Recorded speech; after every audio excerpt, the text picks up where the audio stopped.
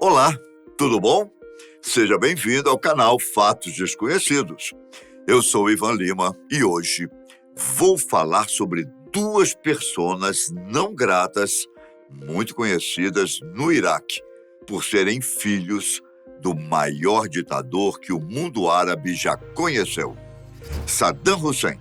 Um deles, aliás, era tão mau ou pior ainda que o pai. Saddam teve 5 filhos, 2 homens e 3 mulheres. Os 2 primogênitos ganharam destaque por terem feito parte do governo e da segurança de Saddam. O mais velho, Uday, conhecido pela extravagância e comportamento errático e violento, e Qusay, considerado o responsável pelas forças de segurança interna. Qusay sempre foi visto como o bom mocinho, uma vez que não há relatos de crueldades que ele tenha cometido. No entanto, seu irmão Uday tem uma ficha criminal bastante extensa, como veremos daqui por diante. Aquele velho ditado de que as aparências enganam cabia tranquilamente na pessoa de Uday Hussein. Na maioria de suas fotografias, apresentava um rosto sorridente e até agradável. Frequentemente, estava com a barba bem feita e um bigode espesso que, na verdade, escondiam a face de um dos maiores assassinos psicopatas que o mundo já conheceu. Por trás daquela expressão intelectual e pacífica, Uday foi um criminoso que cometeu todo tipo de ultraje sobre o governo ditatorial do seu todo-poderoso pai, Saddam Hussein. Ele foi o retrato das atrocidades que um governo sem medida ou controle pode cometer. Na sua lista de crimes estão incluídas chantagens, torturas e assassinatos. Até membros da própria família já foram vítimas de Uday. Para o azar dos atletas iraquianos, Uday Hussein era o chefe máximo do Comitê Olímpico Nacional e da Associação Iraquiana de Futebol. Para ele, qualquer derrota era recebida como uma humilhação. Normalmente, os derrotados ou os considerados culpados pela derrota da equipe eram trancados em espécies de gaiolas como punição. O tempo de permanência nessa gaiola era determinado pelo próprio Uday. No caso do futebol, a punição era ainda pior. Perder era algo intolerável. E quando isso acontecia, os responsáveis eram humilhados publicamente, além de receberem chicotadas e surras nas solas dos pés, sob os olhos atentos de Uday, que assistia e curtia a punição até o final. O intuito era provocar o máximo de dor, sem deixar marcas visíveis no corpo. Um antigo aliado relatou que jogadores de futebol presos foram forçados a chutar uma bola de concreto após não chegarem à final da Copa do Mundo de 1994.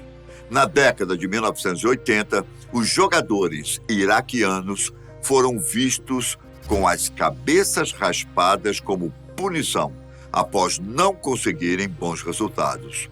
Outro ex-aliado afirmou que atletas foram arrastados sobre pedras de calcário e depois imersos em um tanque de esgoto para que seus ferimentos infeccionassem. Outro relato sobre a pressão psicológica que Uday também fazia diz respeito a uma viagem de jogadores de futebol para uma partida internacional. O filho do presidente declarou que se eles falhassem, iria explodir o avião. Não dá para imaginar o que se passava na cabeça daqueles atletas na volta para casa, já que não fizeram o favor de voltarem com a vitória. Mas mesmo assim, não fizeram feio. De qualquer forma, a pressão psicológica já havia sido feita.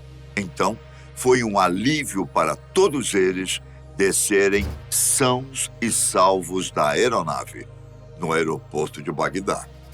Até a FIFA enviou uma comissão posteriormente a fim de saber se algo de ruim havia acontecido aos atletas. O sequestro de mulheres jovens para satisfazer sexualmente o filho do presidente era outro costume bárbaro de Uday. Ele era conhecido por entrar em festas sem ser convidado, com o intuito de descobrir mulheres que ele estupraria depois. Houve um caso em que ele abordou um casal de olho na jovem. Uday não se importou com o fato de o rapaz, a quem ele chamou de Zé Ninguém, usar o uniforme de capitão do exército iraquiano. Uday ordenou a seus homens que raptassem a jovem, o que fez com que o marido dela o atacasse e fosse imediatamente preso pelos guarda-costas. A esposa foi estuprada e morta, e o marido sentenciado à morte por alta traição a Saddam. Um dos sonhos de Uday era estudar física nuclear para... claro, desenvolver bombas atômicas. Dá para imaginar, não? O já então conhecido futuro ditador do Iraque chegou a se inscrever no Instituto de Tecnologia de Massachusetts, o MIT. Porém, sua inscrição foi recusada. E não era para menos, né? Assim sendo, ele acabou se formando em engenharia na Universidade de Bagdá. Depois, fez mestrado e doutorado na sua área de formação. Suas formações, no entanto, são discutíveis.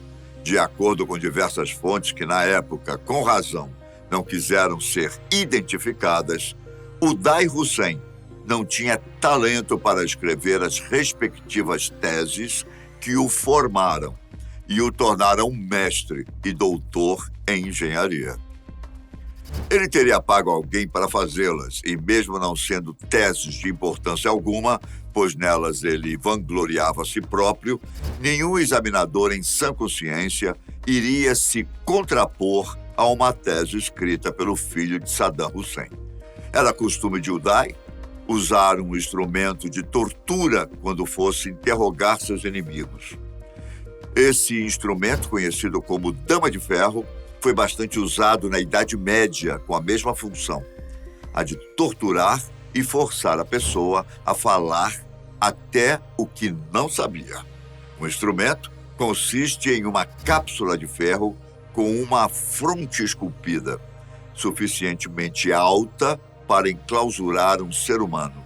Usualmente, existem pequenas aberturas por onde o suposto torturado ou condenado pudesse responder ao interrogador ou sofrer ferimentos através de facas ou pregos. No interior da cápsula, havia cravos de ferro que perfuravam o corpo do aprisionado, mas não atingiam órgãos vitais. Este perdia sangue ou agonizava por asfixia. Numa outra ocorrência envolvendo um oficial do exército iraquiano, Uday teria dito ao militar que gostaria de dançar com a esposa dele. O militar não permitiu, e então foi imediatamente reprimido e sofreu tanta violência por parte dos seguranças de Uday que acabou falecendo. Antes de morrer, ainda em agonia no chão, o filho de Hussein teria desferido socos e pontapés no militar. Em outro caso, um oficial não cumprimentou Uday, simplesmente por falta de atenção e não por falta de respeito. Mesmo assim, não adiantou, foi morto. Ele sempre foi visto como o sucessor do pai na presidência do Iraque. Contudo, devido ao seu comportamento violento e impulsivo e sua fama de estuprador e assassino, tornava-se cada vez mais impopular. Mesmo assim, o que era a impopularidade para aquele homem que, além de ser filho de um ditador, contava com a impunidade? Tanto faz. Só que o destino reservava uma surpresa para Uday. Em 1996, ele foi alvo de um atentado que o deixou paralítico durante vários meses. Devido às dificuldades de locomoção, acabou sendo impedido na sucessão do pai pela cadeira mais importante do país. A vaga, então, foi transferida para seu irmão, Qusay. No entanto, infelizmente, tal surpresa não impediria Uday de continuar sendo o mau caráter que sempre foi. Ele caiu em desgraça perante o seu pai ao tomar certas atitudes violentas, geralmente influenciado pelo álcool. Num jantar de homenagem à primeira-dama do Egito, Uday teve um acesso de fúria e matou um dos provadores de comida. Saddam enviou à Suíça a fim de dar um tempo em sua imagem, que já estava bem negativa no Iraque. Contudo, por influência de sua mãe, acabou retornando ao país somente depois de 4 meses afastado. Apesar das privações, Uday levava uma vida de luxo total. Quando as tropas estadunidenses invadiram sua mansão em Bagdá, encontraram um zoológico pessoal com leões e guepardos, um estacionamento subterrâneo para sua coleção de carros de luxo, pinturas glorificando ele mesmo e sua mãe com Saddam. Em tempo, a mãe de Uday foi a primeira esposa de Saddam, e essa pintura deixava seu pai enfurecido. Foram também encontrados charutos cubanos com seu nome impresso e milhões de dólares em vinhos finos, licores e heroína. Um kit de teste de HIV também foi encontrado junto a seus pertences. Uday, que certamente era uma pessoa com mais inimigos que qualquer outra, tinha um sósia, Latif Yahya, que comparecia a determinados lugares e eventos em seu lugar, a fim de preservar a vida do filho de Saddam.